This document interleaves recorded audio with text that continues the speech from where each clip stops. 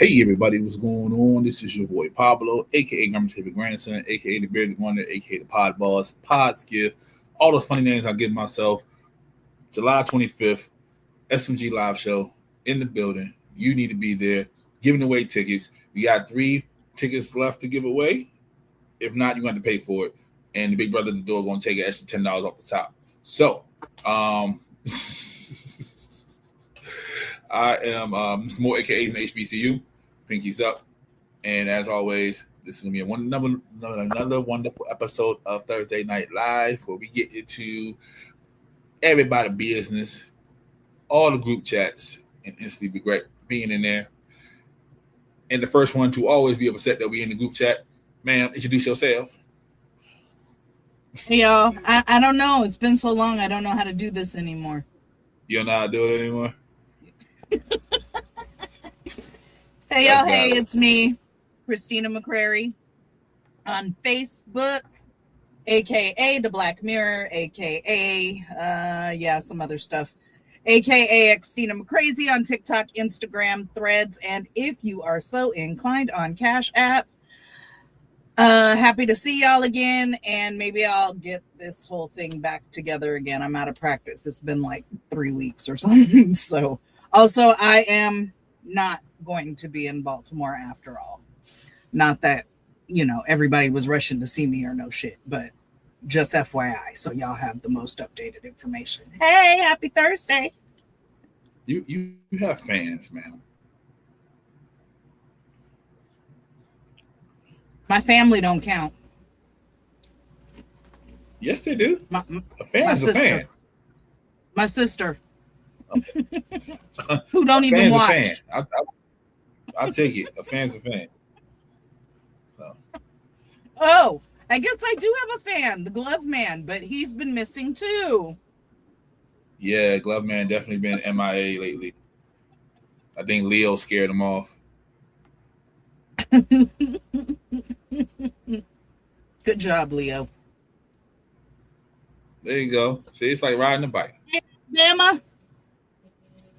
There you go. That's another fan. Hey, who that?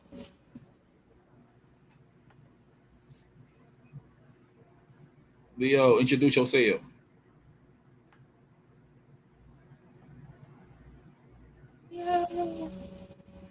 Leo.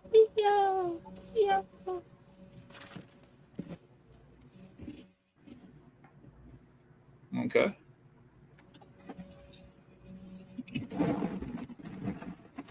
You might.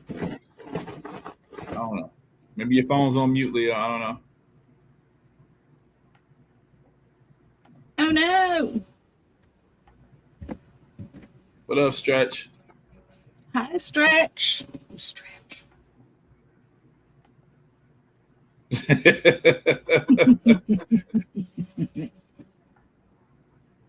Leo be outside in the summertime, so she might be. Aww. See? You got another fan. That's 2. Alabama. There you go.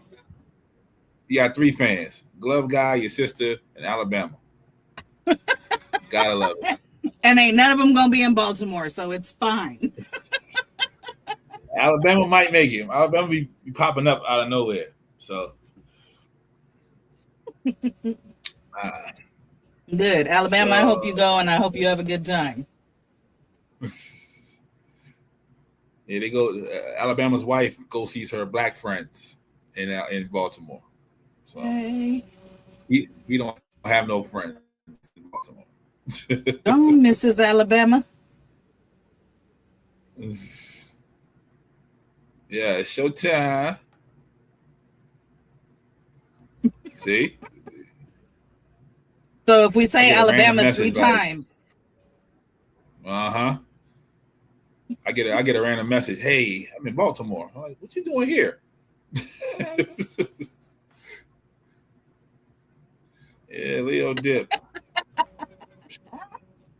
She might be back. Maybe she's having technical difficulties. Absolutely. All right, we're gonna get this show going. This has nothing to do with me nor Alabama, but my man, come on. Afro Sheen. Yeah. Hey, Inventor bro. Afro Sheen passed away. I never had the use for Afro Sheen, so I don't know that I yeah. ever used. You just made me think about the fact that I saw a TikTok that the white people are trying to use blue magic. Yes, they are. Why?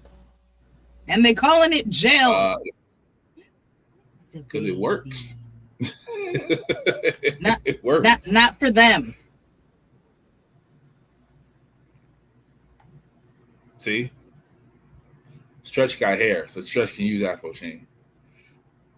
But the Afro Sheen didn't die, but Ain't nobody using Afro Sheen no more. You could still use the Sheen. Yep, Blue the magic. white folks trying to use blue magic and they calling it gel. That's because they watched American Gangster and they thought it was a different blue magic. They was trying to get their life right. They always do too much.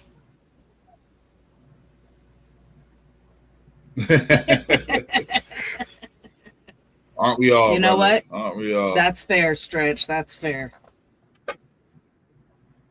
All right. Let me get this one on. It's the anniversary of Sandra Has it been Bland. 11 years? Has. Say her name. Say her name. Yeah. Yeah. Over a tail light. Over a tail light. They'll do it for less. Definitely. And here we go. My man Hal. Lester! Yeah. Wait, how his hair go fully white, but his mustache is completely black still? Hey. We don't ask those type of questions. We don't ask those type of questions. That's magic. That's all I'm saying. That's crazy.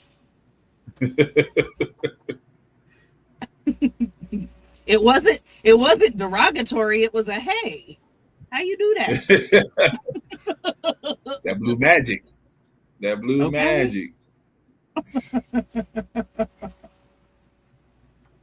Oh man. That blue magic. Shut up. What's her name? Talking about some the FBI didn't got me again. Yo. Nigga, He's back. what's up, y'all? I don't know what be happening with my phone, but as soon as we get the motherfucking going live, the sound be crazy. Tell your boo-boo bear stop calling you at 8 o'clock. You got things to do. No, it ain't even that. It's the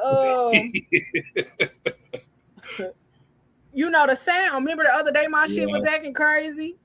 Every time I get on the streaming platform now, it be acting dumb as hell. They just want you to upgrade. Did you drop it? Nah, it's only when I go on a streaming platform. It is. It ain't when I do nothing else. That's all. They just want her to upgrade. Man, they can suck it. And then my brother called when my phone got to acting up. He like, I came by to get some juice. Bro, the way you be advertising that juice, nigga, I want some too. Man, it be hitting. I made homemade watermelon peach lemonade yesterday. Mm-hmm. Oh, okay, Alabama. It's amazing. Alabama said delete them pictures and them videos. Your phone never. And they was recorded on my phone, so I don't know what you're talking about. Oh, it ain't. I don't even know what you talking about, sir. Here we go.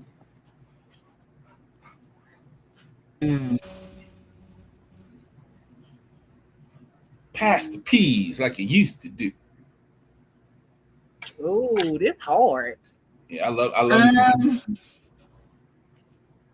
Not for me. Out of this picture, it's gonna be rusted Brussels sprouts, although those ain't cooked enough. But the cucumber, which is also one of my favorites, is too cooked because I like it raw and cold. Mm-hmm. I just got on the Brussels sprout train, Man. like 4 years ago. Yep, I'm with you right there. Yeah. I got on them around the pandemic time, Mm-hmm. and when I tell you, they are delicious. Yep. A little sauteed, yeah. a little red onions, a little jalapeno, and some turkey bacon. Yep. My God, today saute that shit up in some olive oil. Roast them up with a little salt and some balsamic vinegar, balsamic glaze. Yeah. I'll eat the whole pan. Man, I blame 90s TV shows because all the yeah, because they made Brussels sprouts like it was disgusting. Right. TV shows. Y'all's mamas didn't cook Brussels sprouts. No, or just my white ass mama. Just your white mama. Just my white I'm about to say I don't know. Boiled them motherfuckers, and they were nasty as shit. They were boiled. See, the white TV shows made it sound like that. So I was like, I'm never eating Brussels sprouts. And so did the black ones too. Because I hate it when you when I live a white people life. Even on the Cosby Show, that was the thing when Rudy wouldn't eat them damn Brussels sprouts. Uh-huh. See? But between Brussels sprouts and some green beans, my God, today, especially the fresh ones. Okay. I don't know. I mean, I like green beans too. I like peas. I like broccoli. No. I like all of it, but you peas said gotta be favorite. Something. Yeah, people look at me weird when I say I like peas. They gotta be in something. Oh, yeah, kind of. Like I'm not gonna scoop them up and eat a spoonful of peas. Alabama in right now. But like, so what is a ham hock? What part of the pig is that? The upper thigh booty area? No. What? So y'all eating ham? Yeah, nigga, people eat every part of the pig. But I'm saying that's pig hips, though. It is the joint connecting a pig's foot to its leg. So you eating pig ankle? Pork knuckle is what it's called. Oh Lord. Okay. Oh, Alabama said, yeah, it's the ankle. Mm-hmm. Oh Lord. Mm-hmm. Sunflower, she eating everything. I'm saying those are all good vegetables. Yeah. And see, I like cucumbers in certain aspects. Like I don't like them in my salad all the time. Hey, I appreciate that. Don't put it on. Hi, everybody. Don't put it on my goddamn subs. I will throw that shit at you. I will slap you with that sandwich like Martin did Tommy. Ooh, see, I love it on my sub. I love the crunch it gives. Mm-mm. So, okay, since everybody's listening at Stretch's job, we are trying to decide which is the preferable vegetable: peas, cucumbers, Brussels sprouts, green beans. Y'all tune in. Y'all chime in. Or broccoli. Or broccoli. There was 5 of them. Oh, there you go. See? Professional. See? Just like riding a bike. Cucumber is good. Yeah, I like cucumbers. I'm not saying I don't like them. I'm just saying don't put that shit on my sandwich. Because I'll tear down a cucumber. Is he still talking about the ham hocks? He's talking about pig ankles. Yeah, he's talking about it's 90% fat. Oh, yeah. Lord. And that's what makes the food so good, because it's that tough meat. And so that's where all the flavor is. That's why people use it to flavor so much. Like greens and green beans and all of that kind of stuff. That's why they use it for that, the flavor. Some people say green beans. I'm not a big fan. You gotta season that right for me. You gotta season the green beans right. Now I love me a good sauteed green bean too. I do them the same way I do my Brussels sprouts. You put the little potatoes in there too. Now that's if I I can boil do the that green sunflower, but without the beans. tomatoes. But if I do sauteed ones, I don't. When I Okay. saute them, I do a little red onion and jalapeno and a little turkey bacon for flavor. Mm-hmm. Stretch said All broccoli. sauteed.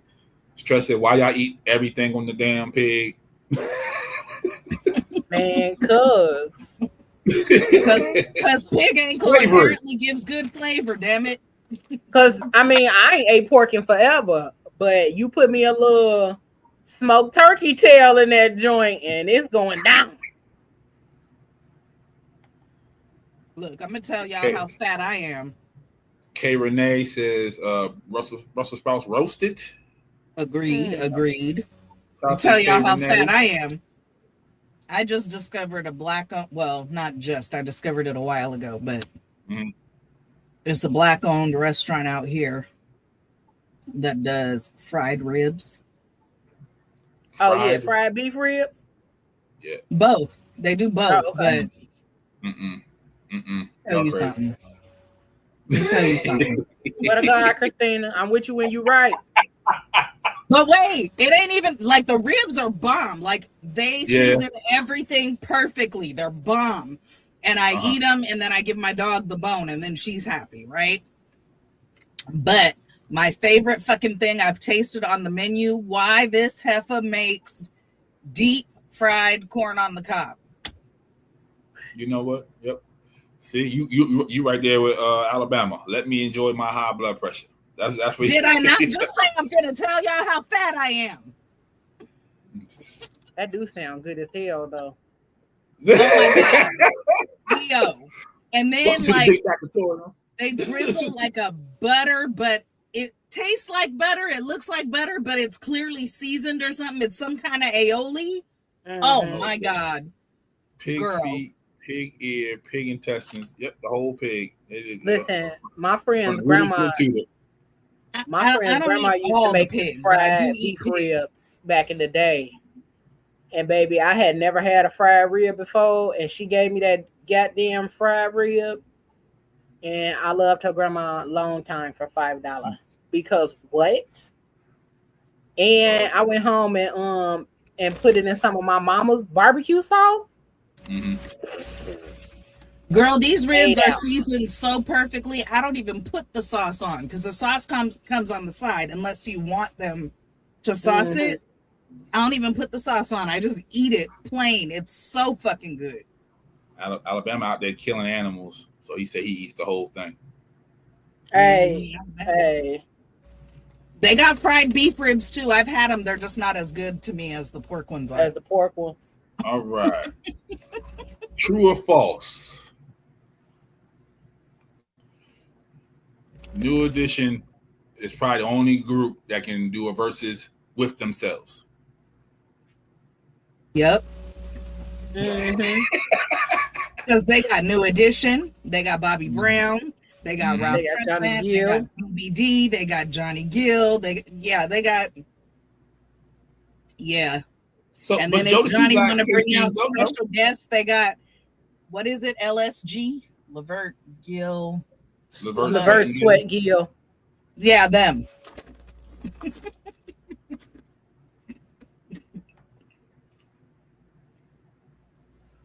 The temps will never die. I mean, they is dead because didn't nobody come to see Otis.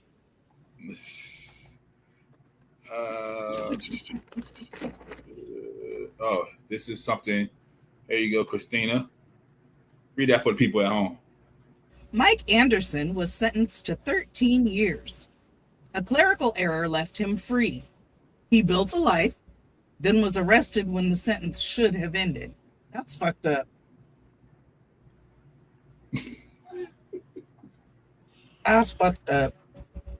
Yeah, they didn't realize it until it was his day of his release. Then it's like, wait a minute. He's not in here. He's not here. And then they should have just left him the fuck alone because that was y'all fault, not his. Like, how you gonna make somebody do something because of your fuck up? And that's all I can say is that's fucked up because, like, yeah, he could have went and been like, hey, ain't y'all supposed to take me in? But who the fuck gonna do that? Not for 13. I'm not walking in for 13. I'm not walking in voluntarily. Shit. Right. No, I'm not going voluntarily or otherwise. I'm not going.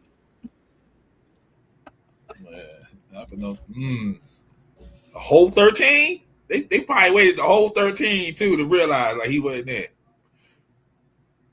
That's crazy. And that's why you need motherfuckers to be able to pay attention to details. The Harriet Tubman Museum was forced to close after thieves stole the donation box. She finna hunt y'all niggas in y'all motherfucking sleep. This happened in Cambridge, Maryland. Shout out to Maryland. She finna haunt y'all niggas and y'all sleep. Y'all the niggas that she knocked out like she used to do them babies. Mm-hmm. I was just gonna say, y'all the ones she left behind or shot.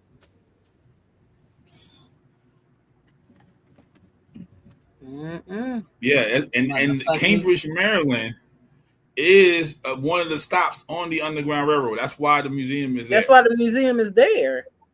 Yep. That's fucked up. Mm-hmm. That's crazy. And if I'm not, she might be from Cambridge, Maryland. I'm not sure. I think that's what I was about to say. I thought she was from Maryland or somewhere over there. Yeah. So listen.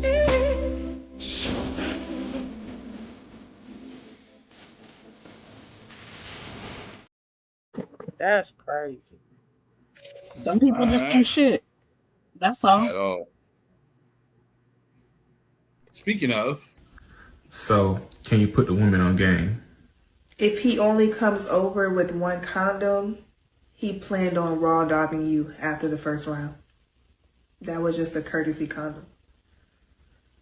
Which is nothing wrong with that. Yes, that just lets you know that, okay, wow. No. I'm staying longer than I anticipated. I just want to get in and out. No. Bring a whole box, a whole pack. What's one condom gonna do? I mean, I might just come just to get my rocks off. Okay. And leave, but then you know. Oh, so you can't go 2 rounds? I mean, I can, but now that I enjoyed it and I actually want to stay. Okay. I'm gonna stay. Okay. And we're gonna go round 2. Ladies, make sure he got more than one condom if you plan on having sex with him. Cause these dudes be out here slick. They be trying to slick raw dog you. They got the one condom. It's just like the courtesy condom. I mean, I think it's very generous to have a courtesy condom. Okay.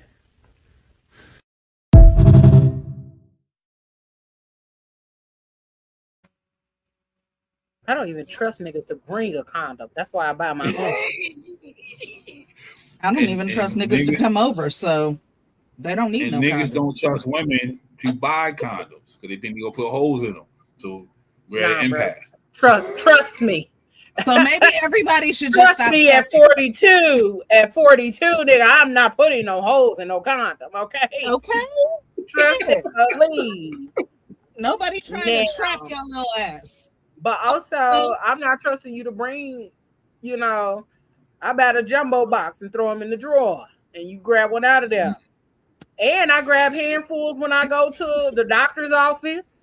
When they passing them out at the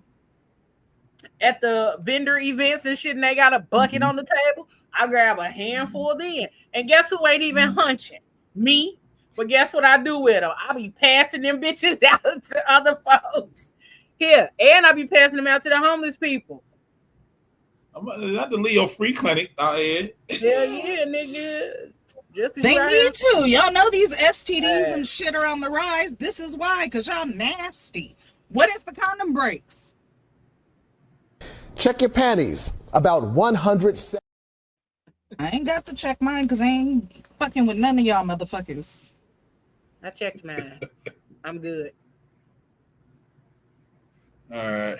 One last one. Our favorite segment on the show. Is it butt stuff? People don't need microphones. People don't need microphones. If you don't buy me anything, I don't know that you like me. You need a lot of support, so acts of service appears to be a love language for you? Receiving gifts. Receiving gifts. Yes, no. I'm so like receiving gifts.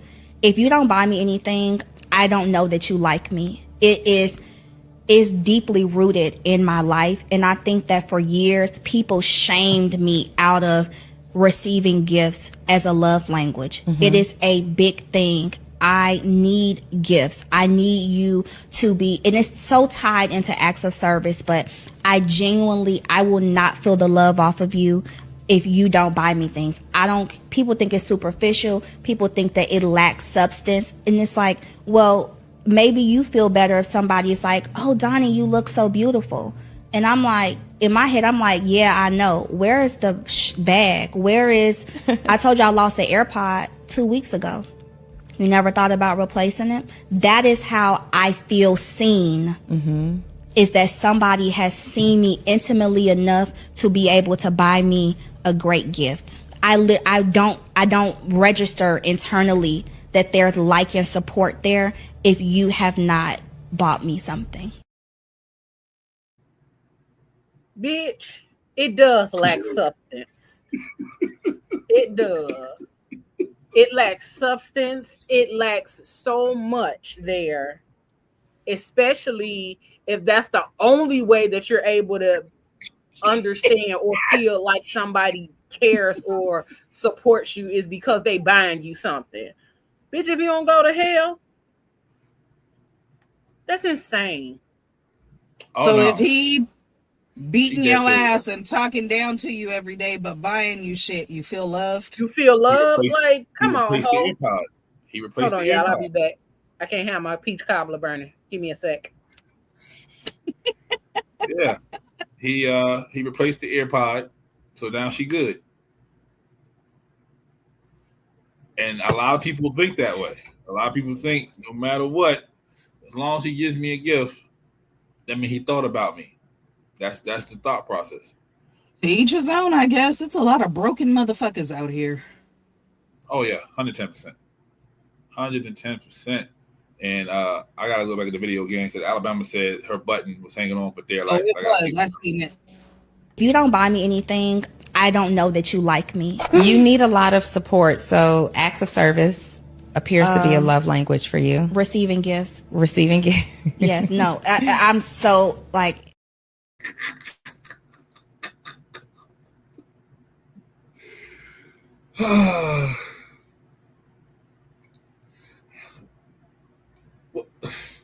What? Alabama, what would you? I mean, her titties was trying to get free. He a man. I'm not surprised he noticed. I noticed, and I'm not interested. Oh God. Oh man, yeah. That means she was trying to look cute for, and she got the wrong size, or she just got her breast did and it's not the right size some more. So, but yeah. Or she thinks a blazer with nothing underneath and one button holding her cleavage up is cute. Yeah, that one button makes you professional. You have it open, it's not professional. Like if that button pop off, it's just gonna be titties everywhere.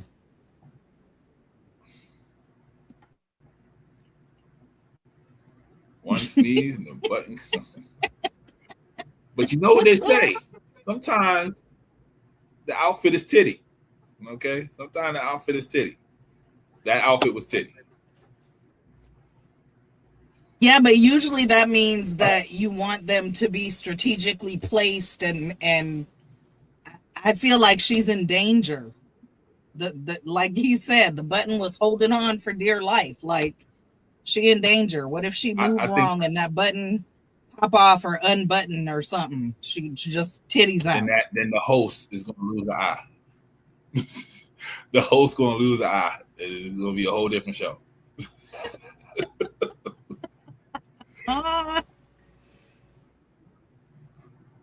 Oh, okay.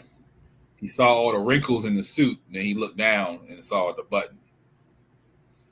Oh. You tell he been in a relationship for over 10 years. That's what he tell his wife when she catch him looking at something.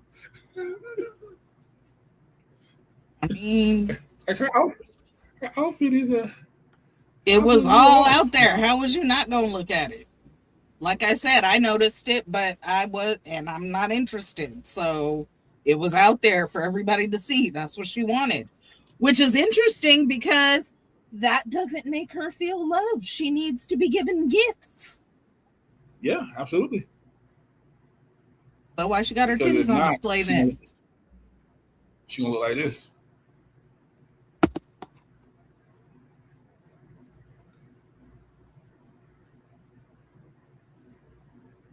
I hate you. Why you leave it up for so long?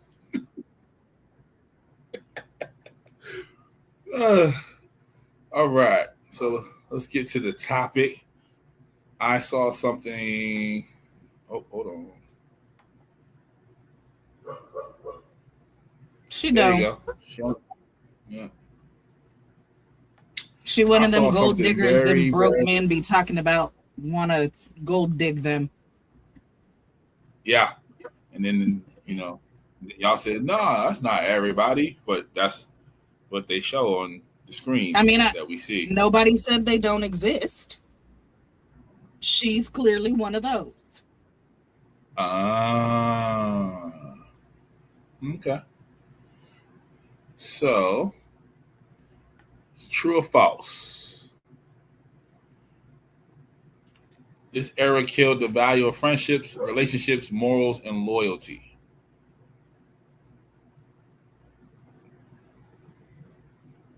That's a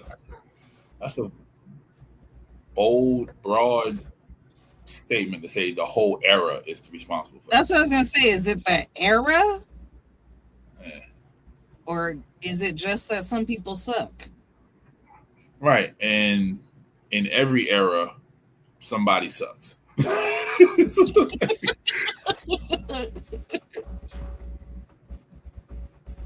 Like, yeah. And how long is an era? That's true. That's true. Yeah, Love is Blind and Love Island did that. Okay. Let me tell you something. That first season of Love is Blind, I was all for it. Because the concept is really a good one if you're, but now they're like 9 seasons in and these motherfuckers are hopping around from reality show to reality show just trying to be on TV. So, yeah. But when it first came out, I was like, oh, I was very interested in the social experiment part of it because the concept is a good one. That's how I felt about Temptation Island, like the first 2 seasons, and then everybody tried to outdo that one. The previous. Yeah, I never watched that one, and I've never watched Love Island. Like, there's some that I just don't watch, but Love is Blind was one that I was like, I like that concept. Let me see how this. And the first season, I really, really liked it a lot because they were actually trying to be part of the experiment, Same with what was that other one? Married at First Sight, that very first season. Yep. Like, yeah, I like that concept. And then they stressed out the pepper out. And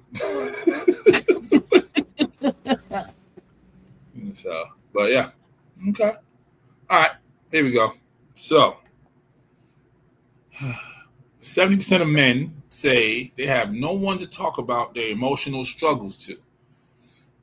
I put this up because I have been seeing more and more men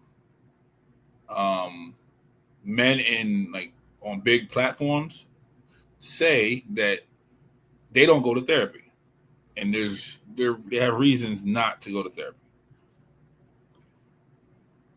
Well, you can't not go to therapy and complain you ain't got nobody to talk to because that's what men do. At the very least, if you ain't got no friends, no family, nobody who gives a fuck, therapy is there as an option. So, you pick one. Pick one. All right. So here we go. Is it given therapy or? Therapy. Therapy? Like, do you go to therapy? Oh, no, ma'am. No? Hey, what's happening? For those of y'all that don't know who I am, my name's Kevin Gates, and right now, you tuned in to Spiritual Word. Yes! Chris. How you feeling today? The way I look. How would you describe that? How I look? Yeah. Amazing. That's how Lord, you have feeling? mercy. I know that's right. I don't know how you think is how you feel, and how you feel is what you attract. Okay. It's about the frequency you operate at. Okay, so we've seen you in, public relationships. So what's the biggest thing out of all your relationships that you've learned to carry to the next one? Well, you're gonna see me do everything because I live out loud and I heal out loud. So mistakes make us great. You never too late. It's God's time, and wherever you at in life, that's where you're supposed to be in that moment. So what's the biggest lesson? Like, what's that lesson? My biggest lesson, I've been giving myself grace. No negative self-talk, I've been on that, just being patient, being gentle with myself, nurturing the inner child. That's why I'm at with it right now. Vulnerability. Is it giving therapy or? Therapy. Therapy? Like, do you go to therapy? Oh, no, ma'am. No? You're against it? No, it's not that. I'm just addicted to self-improvement. The mental, the physical, and the spiritual is all one system. So if one thing's off, everything's off. Oh, what's the one thing that God has done for you? Look at me. Mm-hmm. Look at me. I don't look like half of what I've been through. I don't look like 1/4 of what I've been through. And I don't do the religious gangbanging. I believe, God. Okay. Real people, fake people. Okay. Real people do real things, fake people do fake things. Absolutely, absolutely. Shut the fuck up, Kevin. Why he? That's what I was just about to say, T-Ron. Go ahead, Christina. Sorry. Why he say therapy like she asked if he wants some dick? Yeah. The way he said it, like, oh man. And I was distracted anyway because I didn't understand what was going on right here. So he a Native American. No, that nigga didn't pick that shit out right, and it left that little hunch right there. He didn't fix it right. But all he do is say a bunch of fucking buzzwords and make it sound good. And then these motherfucking dorks be out here falling in love with the fact that he say some shit that sounds deep, and that shit ain't deep as a baby spoonful of water. Like, nigga, like you said nothing. He literally said nothing. He said the mental, the physical, and the spiritual is all mental, one system. Physical, spiritual is all one system. One thing got everything off. I'm nurturing my inner child, and nigga, you off. How about that? Oh yeah. He wasn't doing nothing but saying a bunch of shit that you hear across social media all the time. That's all he was saying. Leave him alone, Leo. He ain't no spiritual gangbanger. Yeah, yes, he don't do the religion. But he was out here doing all of that. He was out here doing all of that goofy shit with them feathers and all of that kind of shit in his head, talking about he's a Native American and blah, blah, blah, blah, blah. You still ain't got to be doing all of that, nigga. You can represent what you represent and be who you are, but he really was not saying nothing. That's true. Most motivational speakers tell and men he was to pick pissing me off themselves. the way he was holding that mic. I wasn't gonna say nothing, but I was looking at that like too. But you saw her, she was like, "Oh yeah, yeah." And that's dumb as fuck too. If they out here talking about relying on yourself to fix it, how you gonna fix yourself and you the one that's broken? That's what they tell us all the time. That's like telling the car. That's like telling the car to change its own goddamn tire. The fuck. Mm-hmm. It ain't happening, bro. You are broken. You need someone to assist you in being able to fix you. I'm just loading up on. I don't do no negative self-talk. Boy, shut up. All right. Hell. Here we go. Let me tell you why a lot of men avoid the doctor and why it's costing us. It's because the visit becomes uncomfortable. It's uncomfortable to talk about your mental health. It's uncomfortable to talk about those headaches that you probably know are associated with your blood pressure. It's uncomfortable to talk about how your stomach's been hurting you lately, or the fact that you haven't been sleeping that much, or you're not yourself. You've been a little anxious. Maybe you've been a little down. Something's been hurt. It's also uncomfortable to talk about your weight. You can feel like you're weak, like you done failed. And as men, we're trained to push through pain, push through fatigue, push through stress, push through downfalls. We essentially train to push through everything. Here's the problem. You keep focusing on everybody else. Your team, your wife, kids, your job, your career, everything. Who's focusing on you? And the reality is, that's not leadership. That's actually self-destruction. As a physician, I see this all the time. Men coming in when it's already advanced. The blood pressure has already done its damage to your kidneys. The diabetes has already done its damage to your eyes or to your limbs. The stress has already led to a divorce or your kids having anxiousness and a whole bunch of other issues and your house being in shambles. And the worst part is that most of it could have been prevented, bro. There's a lot of strength in walking into your doctor's office before something breaks. There's a hell of a lot of power in saying, I need to check on me. There's a level of maturity that comes with checking on your mental health.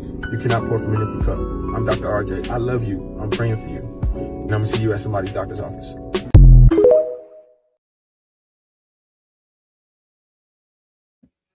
Two things. Number one, where the fuck did all that pushing through get your ass? Did it help? Are you in a good place? No? Then maybe try something different. Number two, for both the mental health and going to the doctor, how is it that y'all motherfuckers understand the importance of maintaining a car, taking it in to get checked out, like he said, before something breaks, making sure shit is all how it's supposed to be and all that kind of shit, but you don't understand that same concept for yourself as a person and a vessel? So, I've told y'all before, men are programmed to just be machines to keep moving forward. And how is that working for you? It's not. It doesn't matter about us. It's not. That was it. That was the answer. It's not.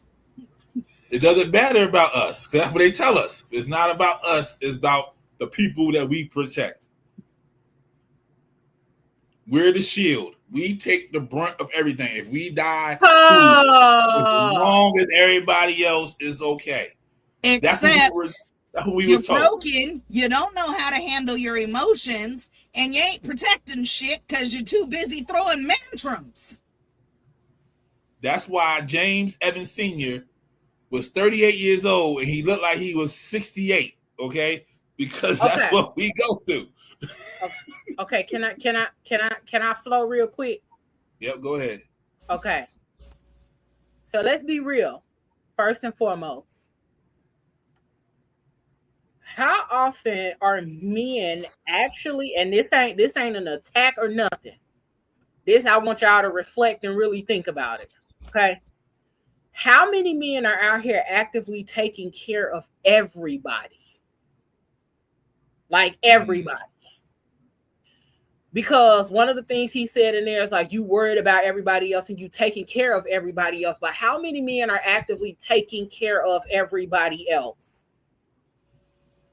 Now, I'm not saying men don't take care of other people or don't take care of the ones that they love. But answer the question that I'm asking, not necessarily saying you, Pablo, but because people gonna be like, well, nigga, no. Answer the question that I'm asking. How many men are actively taking care of everybody? That is something that you usually see women. Huh? Put that on your Facebook. I would love to see the answer. Yeah, how many men are actually taking care of everybody? That's something that you usually see women do. Women are usually taking care of the home, the husband, the children, the parents, all of that. I'm not comparing. I'm just stating so that y'all can go with me. Okay. Right. But also, in the midst of that, men do not create safe spaces with each other. They don't create the safe spaces with each other in order for y'all to be able to have those moments of vulnerability, nor do y'all create friendships where you have the space to be yourself authentically and 100% yourself. Men are the biggest fronters of the world. Peacocking asses. Y'all front for everybody, for everything. But then also when someone genuinely cares and loves and gives a fuck, then y'all running from that. So let's keep it a buck when it comes or down, ruining it. Yeah, when it comes down to what's real about what he said was, yes, it is hard for anybody to go to the doctor. And I get it's hard for men to go to the doctor because y'all are afraid that it's going to make you look less powerful or whatever the case may be because you're not tending to yourself. What men put first is their money. Their net worth is their worth, your net worth. Y'all put that first. Self-worth. Yep. Yeah, like y'all don't really care about who you are. Y'all care about how y'all appear. Y'all don't care. I mean, not and again, I'm just going to say it because I don't want somebody to be like, well, I do. Okay. Whoop-de-fucking do, nigga. Whoop-de-do. But there are so many that do not put themselves first because of the assumption that they have to appear like they have it all together. I would rather you actually be doing the work to take care of yourself than faking the funk and pretending like that's what it is. If you gonna pretend to have your shit together and then when we get together, you can't maintain it, nigga, you're a fraud. You don't know how to take care of yourself. You don't know how to do none of that other shit. I would rather for a motherfucker to tell me, you know what, baby girl, I'm struggling a little bit. I'd rather for a nigga to tell me that. But also, that's a societal thing as well. Society has pushed men into the vein of not being able to open up their fucking mouths and say that they have weaknesses or that they have moments of stress and not being able to handle it or not having it all the fucking together, which is why we have so many issues when it comes to relationships in general or dating. Like, we got to stop being so fucking unrealistic like the bitch that was in the previous video talking about she don't feel loved unless a motherfucker spending money on her. Well, ho, you're just going to go through life unloved because ain't nobody finna be out here spending money on you like that. But we do have to get to a point where we are actively giving a fuck about the person as a whole. Now, I get it. You may be dealing with some stuff and people don't want to know your traumas or your shit off top, but be honest. Don't ask me on no fucking date and then come back talking about, can we split it 50-50? Nigga, no. Because you asked me on the date. But if you was upfront about what your situation was before, you know what I'm saying? You told me what your situation was before the date. We could have postponed it. We could have taken more time to getting to know each other or whatever the case may be. But it overall, some people are afraid to do that. I get that. Because some women are like Shorty, talking about they need gifts. So they be like, hey, I can't afford it right now. So they be like, well, you can't afford me. And they move on. Well, then that ain't the woman for you. That ain't the person for you. A lot of men use coercion in order to get somebody because now I'm trying to coerce you to believe that I can do these things for you and I can't. Now you up here going in debt because you can't afford the bitch that you thought you was able to get at. Be truthful. That is a fact right there, though. If we tell a woman that I know that. Yeah, that's a red flag instantly for them. In this motherfucking economy, if a nigga tell me he living at home with his mama, oh, okay. Because the way I'm trying to get a motherfucker to come in this crib on a regular basis and help me pay some bills. So, honestly, I'm not saying get out here and accept anything. And if a bitch say you in therapy is a red flag, then what the hell kind of lady you on a date with? That's a red flag. But if you barking up the wrong tree and you dealing with people who are not for you, that's why motherfuckers out here so bitter and hurt and angry, because you keep going after motherfuckers who don't genuinely like you. Mm-hmm. They like what you do. They like how you make them feel. They like how much money your money. People keep going for motherfuckers who don't genuinely like your personality. They don't like how you look. They don't like how you make them feel. On the flip side of it, you know what I'm saying? Some motherfuckers might be like, I can't stand this nigga, but he always spending money. Like, what? Yeah. And so that's why it's difficult for people when they get out here and trying to date somebody who genuinely likes them. Then them motherfuckers don't know what to do with that. They out here like Ricky Bobby talking about, I don't know what to do with my hands, because y'all motherfuckers is so confused.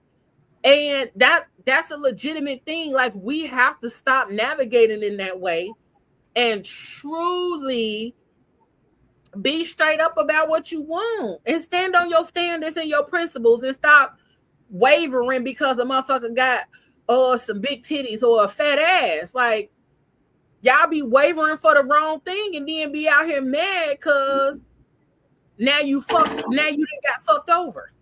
Well, that's your fault, goofy. But struggling equals weakness, and men are out in for a lot of people, and men are out in the business of letting people know that they're weak. Well, then all y'all motherfuckers immature as fuck. Adulting is hard, and sometimes people struggle. Man, such is life. But just like Leo said, like, men don't have that circle of like, hey, bro, I ain't feeling today. Like, we don't have that. Like, if we ain't grow up with them from the sandbox, or if we ain't got something extremely in common, we're not talking to other men. Well, whose fault is that then? Society. Is it? But also it's y'all's, because it's up to you to decide what kind of people you have around you. It's up to you to decide who's in your circle. Yeah, y'all got to start doing the work with each other. Y'all put up these fronts for each other. Yeah. And then be sitting up here mad because you ain't got nobody to talk to, or the niggas that you actually around when you do have something going on. You done broke up with a broad and you go hang around your niggas. Now they talking about, let's go to the strip club. No, nigga, I need to talk about my fucking feelings. Yeah. I have 2 men I can actually just go to and have that conversation with. And both of them are married. But like all the other men, I can't have that conversation with them. Then you don't need to be around them niggas. That's crazy. I was just gonna say, if you can't actually have a for real conversation with your friend, are they your friend? Yeah. Cause man, all I'm gonna say is these last 9 months, I've been out here like. So see what had happened was last week. Somebody had got shot at the club. And you know what I'm saying? But you just got to be honest about what's happening. Like, his weakness. That is, and I don't want to. I'm not saying all women, but a woman started that narrative that struggling is weakness, and it just evolved to where we are today. I think a man set that precedence and a woman adopted it and spit the narrative back at the man. Because a man was brave enough to say something and he said it to the wrong one. So then he was like, you know what? I'm never saying it again. Yeah, this is why I have an attitude when men say, don't nobody give a fuck about your problems or your troubles or your issues or none of that kind of stuff. Like, now, nigga, be fucking for real. because y'all are not tapping into the resources that are available to y'all. You said that. Y'all don't tap into the resources that's available. Go ahead. Look at that. That was the first thing I saw on Instagram. I'm always at the gym because it's the only relationship where I give back exactly what I put in. And that's part of the problem. People are expecting carbon copy reciprocity. That's not how reciprocity works. Reciprocity does not give you exactly what you put out. You know what I'm saying? Like, you don't always get what you give.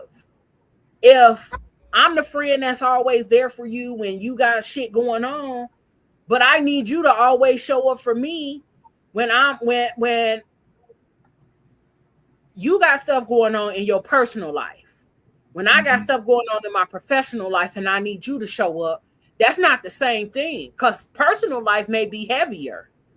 Personal life may be dealing with so much more, and you just showing up for a party. You know what I'm saying? That may not be the best analogy, but at the same time, like, you don't always get what you give. Yeah. And so that's part of what people be looking for in friendships and relationships, is that they be looking for a carbon copy of what they gave out. That ain't how shit work. That's why relationships be fucked up. My son going through that right now with his friends. He's like, I wouldn't do them the way they did me. And I'm like, because they're not you. I tell them that all the time. They're not you. So you can't look at them as you or what you would have done. But then also, like I said before, it's up to you to have the kind of people around you that give you what you need and that you can do those things with. Like, people are good at pretending also, so that they can be one way for a little bit, yeah, and then when it's time to go through the struggle, you realize they're not that person. Yeah. And I'm not saying that that's not a real thing, because it is. What I'm saying is, though, if a motherfucker is riding with you through the shit, but they may not be able to encourage you with their words, because they may not be good with words, but they're present.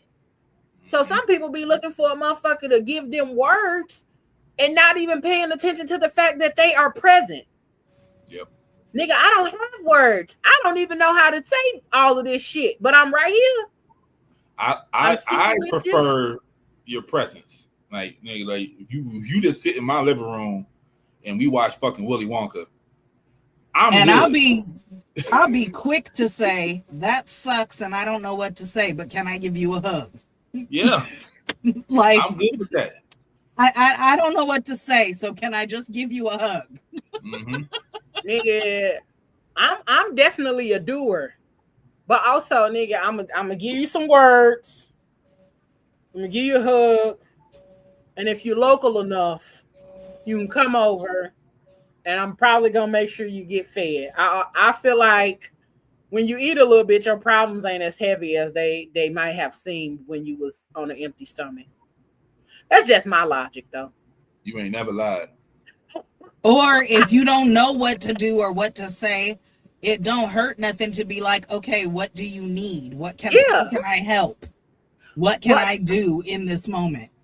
Yeah, but that's a part of being vulnerable and then being socially aware. It's so many people who aren't socially aware to shit. But that's also having a willingness to see the situation and say, okay, I really don't know what to do. But so many people gonna try to fake the funk instead of saying, I don't know what to do, but I'm here. What you need? They'd rather keep trying to fake the funk, like, oh my God, I'm so, like, they try to be all philosophical, and that ain't what you need either. Or a motherfucker will try to lecture you in the moments that you down. Bitch, get out my face. I don't need a lecture right now. And I feel like some of that is in the same vein too. Like, if you can't be real with yourself, that uncomfortableness about going to therapy, that's you being able to be real with yourself. And if you can't be real with yourself, you can't be real with nobody else. That part. Crazy. That part. Okay. Right, I get so happy every time I see the baby. I'm such a dog person now. Here we go. Boy problem or red flag. He won't go to the doctor unless he's dying. 1, 2, 3. Boy problem. It's a big boy problem. It's a huge boy problem. The boys do not want to go to the They doctor. don't. Okay, there's a TikTok about this. There's a guy who he works as a dentist. He's Yeah. like, you don't understand what percentage of men, grown men, whose appointments are still are made by women, are made by their wives or moms. I don't know, but it is a thing. It is a thing, guys. What is that about? Guys, Is it like, what is that, like a Peter Pan? Like, Yeah. what is that? Like, you just kind of don't learn to take care of yourself. Like, grow the up. Like, yeah. I think there's fear. I think with There's men, certainly there's fear. Yeah, always there's fear. always It all goes back to fear. they're Sorry afraid to not know. They're afraid to not know. They are not allowed to not know. Mm-hmm. And so if they start knowing, then it shows them how much they don't know. And they don't want to know.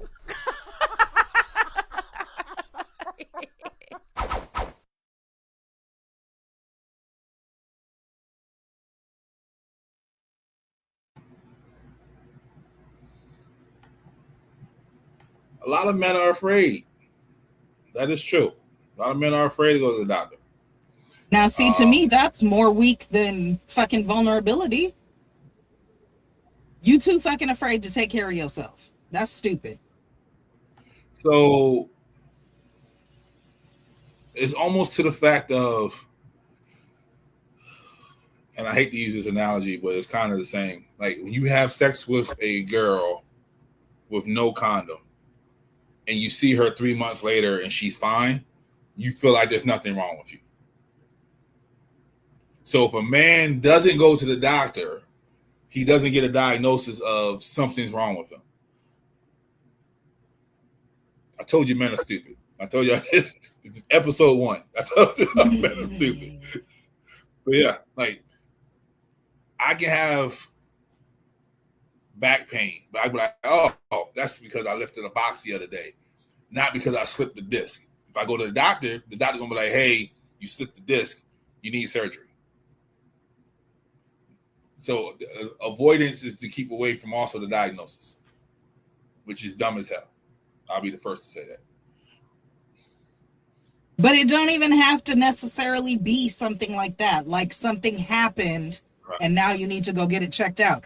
If your ass was going and getting your annual physicals and checkups and shit like that all along anyway, the fuck?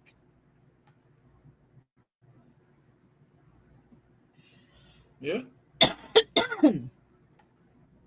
And we ain't even going to talk about the ones who scared to go to the doctor because they scared the doctor going to touch their booty. Oh, look at you. Professional. Who said you don't know how to do this? There we go. I had my annual physical today, so I tweeted that and said, black men go to the doctor. And some of these responses are a lot. Nigga got fingered and trying to tell us to go. Wow. I don't think you know what happens at a physical. Nope. Stay healthy by constantly working out, eat right, and be active. He said nope to going to the doctor. You should work out and eat right, but also getting an annual checkup is okay. You could have just said men go to the doctor. Smush. I'm a black man. Black men traditionally have a higher rate of not going to the doctor compared to, women in other races. So I'm a black man talking to black man. That's why I say black men. Go to the gym, then you can avoid the doctor. Again, no. You can't screen for heart disease and cancer and things like that at the gym. Okay, I'm not saying don't go to the gym, but like you can do both. Did you tweet this with a finger up your butt? Okay, annual physical doesn't require fingers going on your butt. I think a lot of men don't know this because there's a couple responses like that.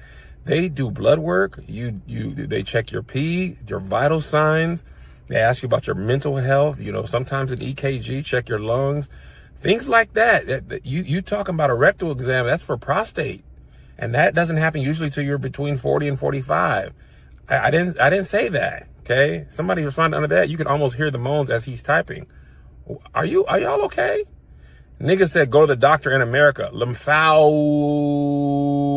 Sure, let me take out a small loan of $10,000. Okay, even without insurance, an annual physical is somewhere between $100 and $350. So not exactly cheap, but also not $10,000. Kev got finger banged. Have y'all ever had an annual physical? This is a common comment. I need to know what y'all think happens, because it's not what happened to me on a Saturday morning. No, eat healthy and work out and take herbs, not genetically modified made chemical drugs that doctors prescribe you to take. Cool. Nigga just put a finger in his butt, no spit. Now he don't want to be alone. Is everybody okay? Is everybody okay? It's a scam. I'm good. Do you though? You know what? If you think going to the doctor means you need a finger up your ass, then I guess you deserve to deteriorate from the inside out, you stupid motherfuckers. And that's what some men think.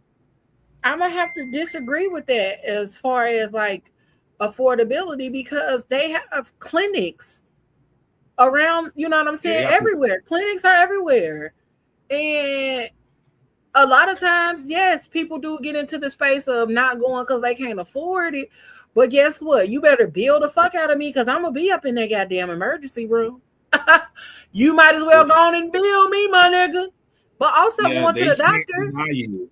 That's when people don't understand. You can walk into the emergency room. They cannot deny you.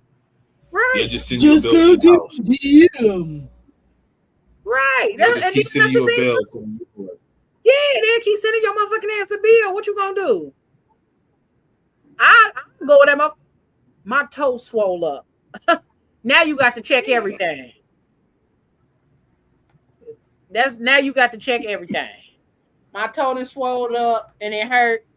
Now nobody said it was cheap, and nobody said that the affordability factor wasn't a factor. However, none of them comments, excuse, except for the one, said that it was a cost issue. Everybody was worried about a finger up their butt. A finger up their ass. Like that's not what happens when y'all go get an annual exam. And like he said, that's something that happens at a certain demographic, at a certain time or age bracket. That's why y'all be out here dying on. Yeah, unless y'all on them perk 30s. If y'all on your perk 30s, y'all can't pass the power movement. That's why so many of y'all have erectile dysfunction now, because y'all don't eat shit worth eating, but then y'all out here having to take honey packs at 27 years of age. Nigga, you might want to go see a doctor and wonder and figure out why you on a honey pack or all of these gas station pills, and you're 27 fucking years old and your dick don't work. That's a problem. That's a problem. I guess we doing honey packs and gas station pills, because if I go to the doctor, they're gonna stick their finger up my ass. Yeah, like, bro, wait. Yeah, she said the honey pack. Yep. Man, I've seen so many motherfuckers doing that honey pack shit and mixing it with liquor and all of that kind of stuff. If your penis is not working at the age, if you under 40 years old, and your shit ain't working properly, nigga, you better check for diabetes, high blood pressure, and all of that. But also, your shit should be working. Yeah, they I've seen somebody, they put it on the ice cream. They put it on that. They done put it on everything. They done made it into a sauce to put on chicken. Yep. Like, y'all are using a aphrodisiac drug. Alabama. Yeah, because Mrs. Alabama ain't playing with him. Mrs. Alabama, she gonna make sure he right. She gonna make sure he all right. Listen, that's why I started paying attention and reading and getting into herbalism, because I be damned. Mm-hmm. Here, nigga, take these herbs, but also take your motherfucking ass to the doctor. But then also, I ain't a doctor, because they will do, they'll take a half a pill of Viagra, they'll crack it in half. It's to please the woman. Yeah. No, it's not. I'm telling you what these young people are saying. Okay, that ain't got shit to do with us. That got everything to do with ego. They taking the honey packs, the half of Viagra, so they can stay up longer and so they can beat the vagina with up. the one condom they brought over. Sir, I do not want you to have sex. And they take the condom off halfway through. I do not want sex like you are not finna be pounding on me for 2 hours. That's what I was about to say. I do not want sex for 2.5, 3 hours. The minute I'm done and you still talking about keep going, you better go in that bathroom. They don't want to end up in the group chats. I don't give a fuck. Like, that's part of y'all problem now, worrying about the wrong shit. I don't tell my friends about a nigga that I'm fucking on. And if it was bad, I'm definitely not about to tell her. I'm definitely not about to tell my friend about a terrible ass sex experience. Well, that's because you are mature. But I'm gonna remember because I don't remember niggas that was good, but I remember if it was bad. That's what I'm saying. Like for you, but like these college kids and these young mid-20s, they frontal lobe ain't fully closed. They do things like that. They tell their friends whether it's good, bad, or indifferent. They don't even care. I mean, when we was in our 20s, I get that. I get that. That's who you said the 27 years old, so that's the ones that's doing it. Yeah, but even still, I'm not. Y'all be having the wrong motherfucking thought processes when it comes to certain shit, and y'all be up here focused on the wrong thing. Why do you think I want to have sex for 2 hours? Do you know? Like, I don't care. I don't care if you have the wettest coochie. At some point, that motherfucker's gonna be like, you know what? Back the fuck up off for me. They don't care. That's why they got BV. They walking around here smelling all types of ways. They got more than BV. They got BBD. The East Coast family. Because ain't no way. Man, right. No, ain't no way. That's insane. It's hard. I find solace in just being myself and not trying to live up to anybody's expectations, you know. But it does bother me at times. I have episodes. It's like I've been dealing with it for so long. I know what it feels like when it's coming. So there's really no solution you can have. You just have to kind of like deal with it and ride this shit out. I say look for love, not from other people, but within yourself. And that kind of helps. But it's all about taking care of your temple. And if you're taking care of your temple, not only are you doing something, you know, for yourself, but you're also taking the time out to consider your health, taking the time out to consider being there for your people as long as you can possibly be, that kind of thing, you know. So that's what it was for me. And as far as the mental part of it, to cope, you do the physical. To cope with the mental part, you do the physical. It doesn't always work, but hey, I like if someone's out there right now listening and you're going through depression and all that shit, all I could tell you is I hope your today is better than your yesterday and your tomorrow even better.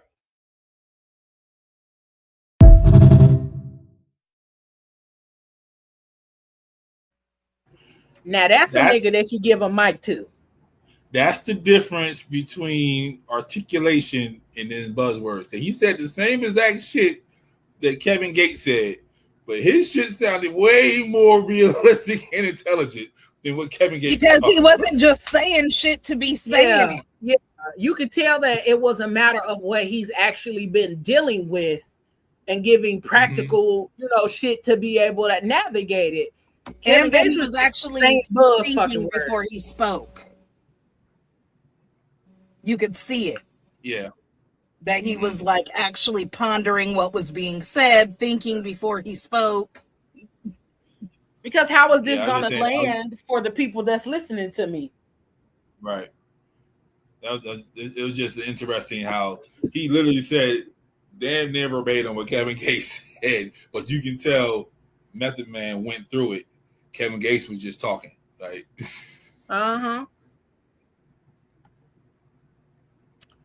And then you can, when it comes down to it, like you really saw that it was a reflective kind of advice he was giving.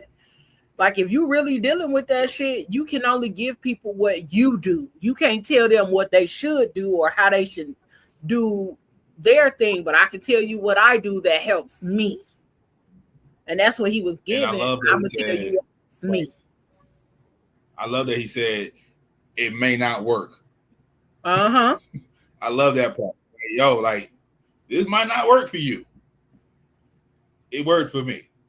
Well, and he even said sometimes it don't work for him either. That's what he tries to do. Sometimes it don't work, but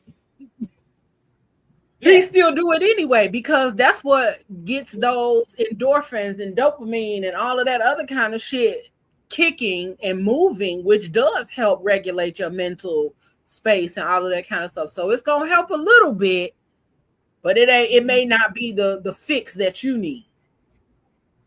That part. Yeah, people just gotta stop with the bullshit.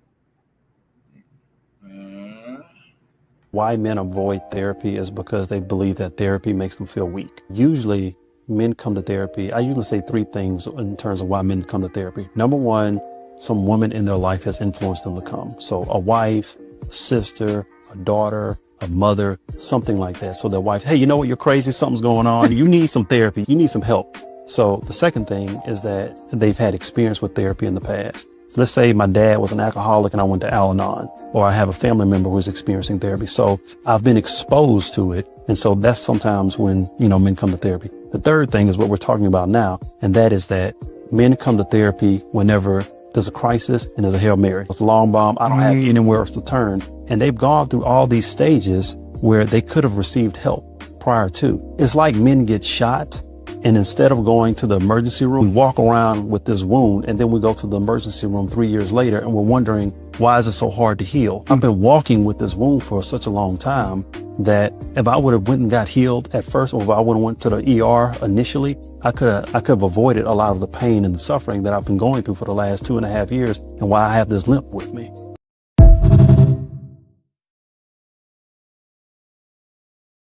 And because hurt people, all that 3 years you've been walking around, you're bleeding all over everybody else too, with your shot ass.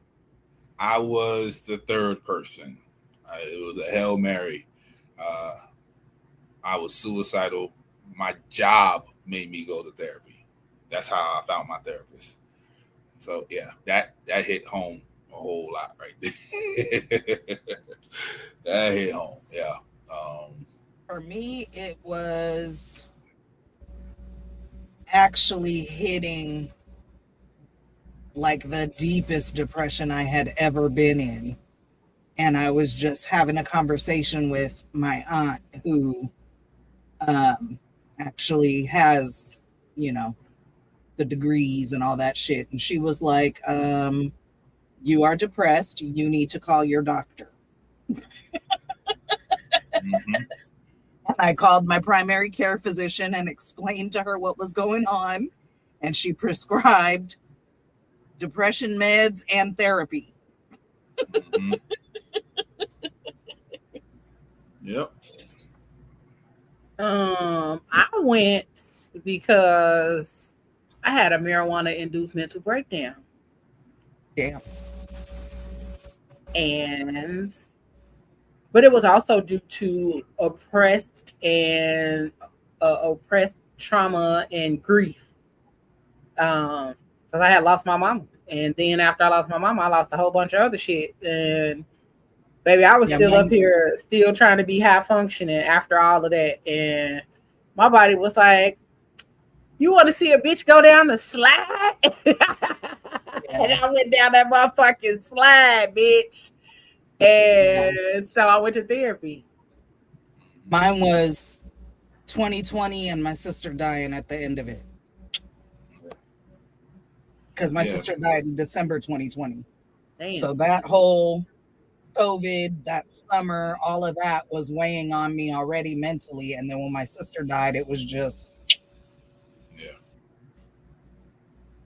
Yeah. It was and then, COVID. yes, compound PTSD, childhood PTSD, PTSD. Yeah, that's what my therapist said. My therapist said it's like shaking a bottle of soda. And my dad passing away in COVID finally just popped and everything just started coming out. Because it was bad for a few years actually. So it was a relief to me to actually get diagnosed, because I was like, oh, that's what the fuck all this was. Because I had depressions before, but didn't really necessarily realize that's what it was. Because us too, we just push through and keep going and keep on keeping on. Mm-hmm. But I've been traumatized for as long as I can fucking remember. Just be in the house looking like this. Man. And then shake it off and go right outside and adult. I had to apologize to my children. Yeah. Because I was like, I know I was unhealed. And y'all probably went through it. Having me for a mama. Yeah. That's where some of the issues with my ex started, because I felt like I couldn't come to her with the issues. I had to try to figure it out on my own, because I'm a man. That's what men do. Nah, let's call a spade a motherfucking spade. I knew it was coming. A shitty partner. And when you have a shitty partner and you're trying to show up in the space with full-on vulnerability and they're not allowing you the space to do that, they do make you feel like you have to then handle the shit on your own and tackle it on your own in a way that you don't have to, which then creates men believing that they got to do this shit on their own. Right. And that's not the fucking truth. Some of you bitches raggedy. And don't let them be a narcissist and you try to come in vulnerable. Bro. But Leo, they go through stuff too. I don't give a fuck, bitch. If you're a shitty partner, why do you think that man is going to show up for you when you're a shitty partner for him? Oh, look, an email. I'm not, and I'm gonna say I'm gonna get on everybody's ass. I don't give a fuck if you're a man or a woman. Don't be a shitty person. That part. Partner. Because that part. You want somebody to give a fuck about your shit, but you don't give a fuck about nobody else's shit. Fuck you and your shit. And your mama and your grandma and because I used to say pets, but now I'm a dog person, so not the dog. I mean, let's just be honest. If we gonna sit up here, if people are out here being shitty partners, and then you want your partner to be be an exceptional person when it comes to you, then bitch, you gotta give what you get. You want somebody to be there for you, be there for people. You want somebody to love on you, then love on motherfuckers back. You can't sit up here and treat people like shit and then use your downfalls or your raggediness as an excuse, or your trauma or your mommy or daddy issues to be the reason that you're a shitty person. No, you have a choice to be a better person than you were because of the circumstances that you dealt with, ho. Get your shit together. And I don't give a fuck who feel a way about what I'm saying. Then you need to get your shit together too, raggedy bastard. This episode of Thursday Night Live is brought to you by the word of the day, raggediness. Period. And our sponsor, 2 Z's, not S. And our sponsor, BetterHelp. Hey, wait, we had a brief sponsorship with their ass. Something. Oh yeah. And not ChatGPT. Not at all. 10 signs a man is lying. What? It don't say lying, boy. Oh, I'm like, what? 10 signs a man is carrying silent trauma. And I'm going to say after reading the first one, I don't think it still has to just be men, but I'm going to go ahead and read this for you. The countdown is covering the words, so I just assumed it was lying. My bad, y'all. 10 signs a man is carrying silent trauma. Shut up, Leo. Don't say shit, Leo. He always says, I'm fine, because talking about pain never felt safe. I don't think that's exclusive only to men. Number 2, he isolates when struggling because silence feels easier than explaining his feelings. I don't think that's exclusive to men. Number 3, oh my God. He laughs things off because humor hides emotions it was never allowed to show. Look, y'all, where y'all think my sarcasm comes from? He feels number 4, he feels responsible for everything. Childhood made him believe mistakes equals punishment. This is not exclusive to men. Hold on, Chris. Why that sound like me? Like I literally, I just did that, and then Leo went on the whole rant. I literally just did that. Hey, let me tell you. I'm gonna change the he to they because I feel like this applies to both sexes. Girl, we talking about men tonight. Get them their moment. I can't because I relate to every one of the ones I've read.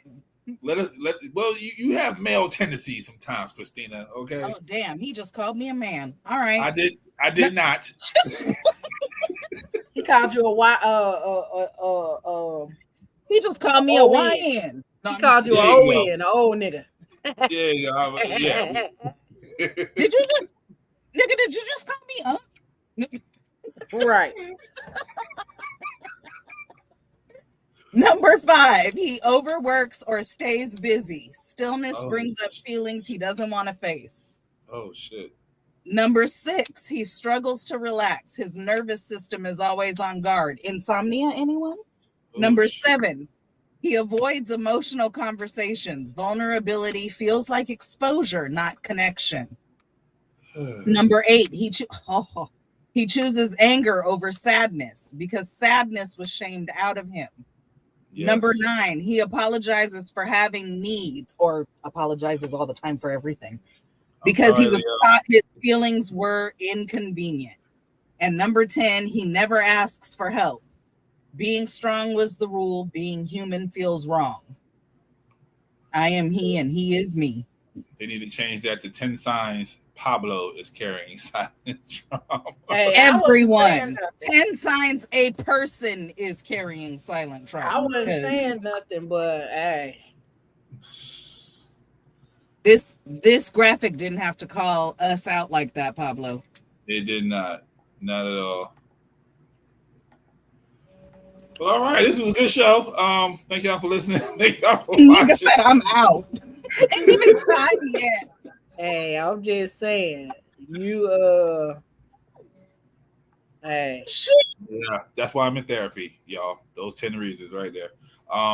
Yeah. And if you saw yourself in that graphic, maybe some therapy could help you too. Oh, for real. That part.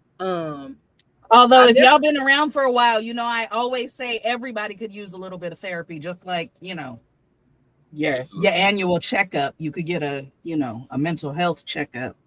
And if you go to therapy and they put a finger in your butt, you in the wrong therapy. Hey, if I go to therapy and a finger end up in my butt, we did something. We talked about something right. If you go to therapy and you get a finger in your butt, ain't that ethically?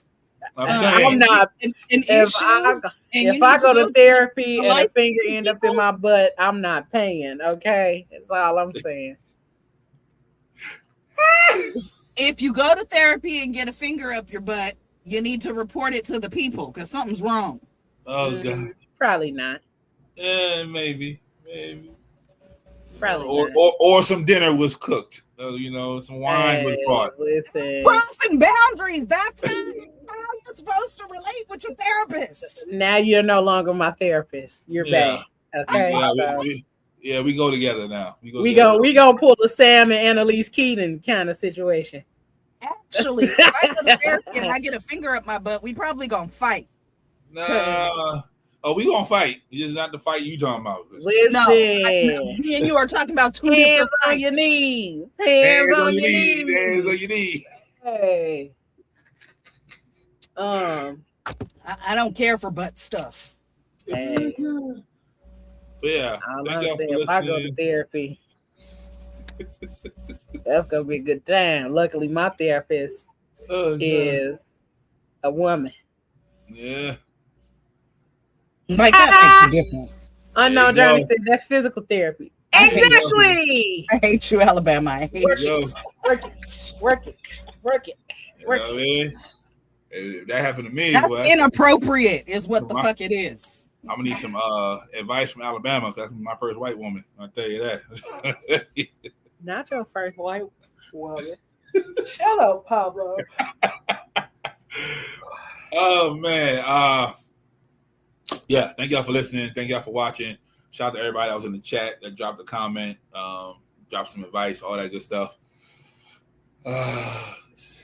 Shout out to the old listeners, the new listeners, the young listeners, and the old listeners, because we love each and every one of y'all. I had to say that real slow because somebody said they didn't know what I was saying, but so I had to say it real slow for them. Yeah, man.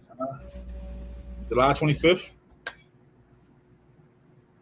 9 days away, SMG Live Show. If you are in the area or you can get to the area, come on through, get to the door, text me, call me, DM me. We can work a deal out. Come on, man. We got a few seats left. Nah, ain't no deals. Pay for that motherfucking ticket. Fuck. See, there you go. See, that's why I'm that top 10 list. That's me. But yeah, come on through, man. We're gonna have brandy tasting from Triple Stone Brandy Brewery, or no, distillery. It's not a brewery, it's a distillery. We're gonna have gifts, games, prizes, raffles, money, strippers, little people, booty cheeks out. Might have Prince there. Stop false advertising for somebody to show up expecting to see little people stripping. I know, right? We're gonna have Prince there, Michael Jackson singing in the intermission. Come on through. Yeah, good times. So ghosts. Yeah, absolutely. It's gonna be ghosts.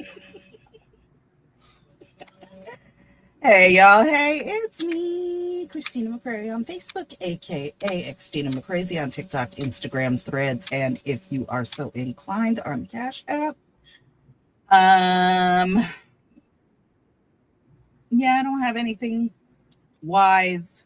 Well, go to therapy, use your discernment, and go forward with kindness, love, and most importantly, empathy this week. I love y'all.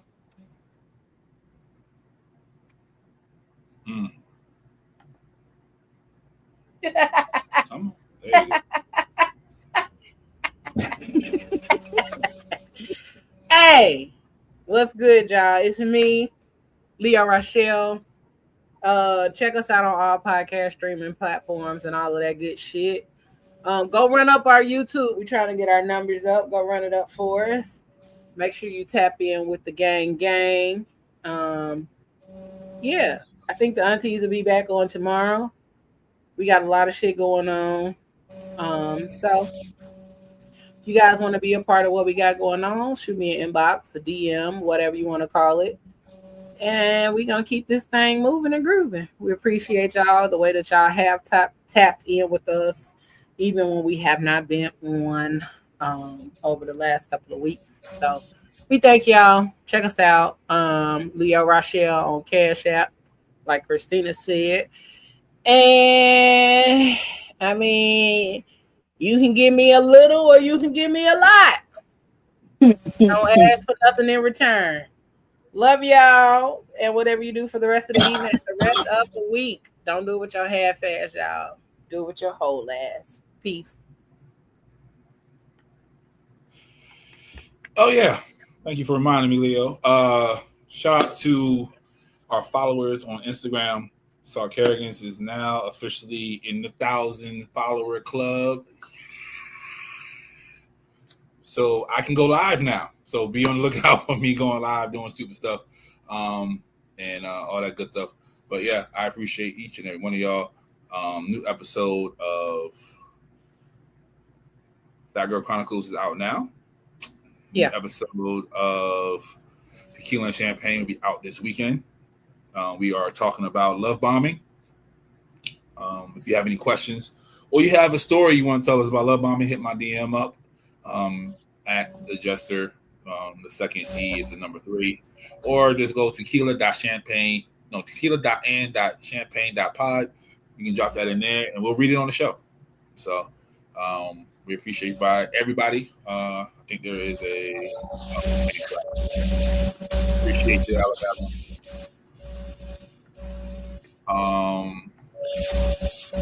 I think that's it. I really think that's it. Thank y'all keep for supporting. If y'all want to donate to the live show, I'll take donations as well if you can't make it down. Yeah. And you know how I always say, go forth with your whole ass. Love y'all. And let's get up out of here with some positivity. If you're broke, try to have a nice day. If you're fat, try to have a nice day. If you're skinny, try to have a nice day. If you got a big head, try to have a nice day. If your mama's ugly, try to have a nice day. If your daddy whoop your ass, try to have a nice day. If a dog bites you in the ass, bite him back and try to have a nice day. Try to have a nice day. See, that's my theme. Try to have a nice day. I'm about to leave right now and go try to have me a nice day. All right. Try to have a nice day.